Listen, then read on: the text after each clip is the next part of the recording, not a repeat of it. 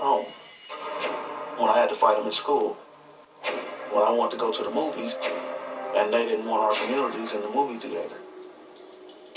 That's what put me on Bloods. The challenges I faced by the Crips.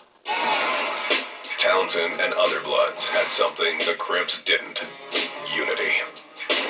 While Crips were often battling other Crips, it was understood that blood-on-blood attacks were forbidden. We didn't have no confusion amongst different blood sets. We just had, it was purity, it was unity, it was defending each other, it was respecting and showing that blood love to each other. This man, known as Kumasi, has lived in the gang-infested neighborhoods of LA since the 1950s. Blood socialization is based on they carry themselves, and they got more honor amongst themselves, okay, and more dignity, all right, and a sense of unity and a cause and a purpose. Outland on average 2 to 1, and always a target. Sticking together was the only way the Bloods could survive. It was rough. If you was a Blood and the Crips knew you was a Blood, they was coming at you. To me, it takes more heart to be a Blood than a Crip, because we are odd numbers. It didn't take anything to be a Crip. Everybody was a Crip. As more gangs united under the umbrella of the Bloods, and the gangs' numbers grew, the war on the streets quickly escalated to new levels of viciousness. Revenge was violent and swift.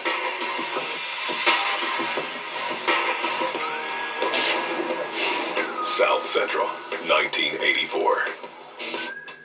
Blood Keith Tyrone Fudge, a.k.a. Ace Capone, was sitting in his car with 2 of his homies when a couple of Crips drove up.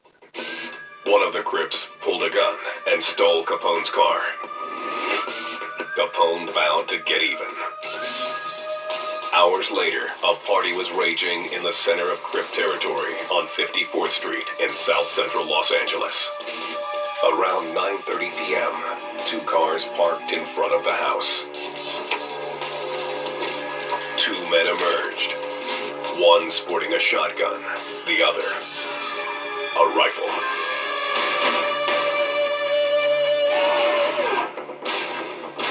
In a hail of bullets, 5 people were left dead, including 2 Crips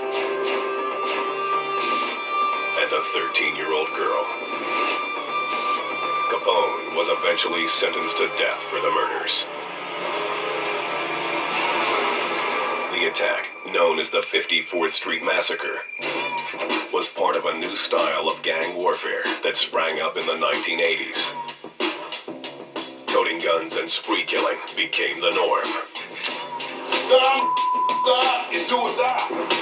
The Bloods embraced the new style of combat wholeheartedly. The 54th Street Massacre, I don't think, was either unique or uncommon amongst the Blood gangs at the time.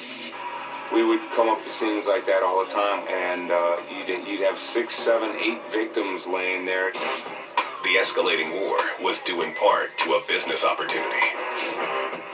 Really? Drugs imported from Mexico and South America had hit the streets of LA. PCP, marijuana, and cocaine flooded in. Bloods bought cocaine and turned it into crack. When he returned to the hood after serving 3.5 years for robbery, 19-year-old Calicote found the area flooded with crack. Back when I got out in 85, crack cocaine was popping. It was off the hook, off the chain. Crack was cheap, and the profit margin was high. It was also very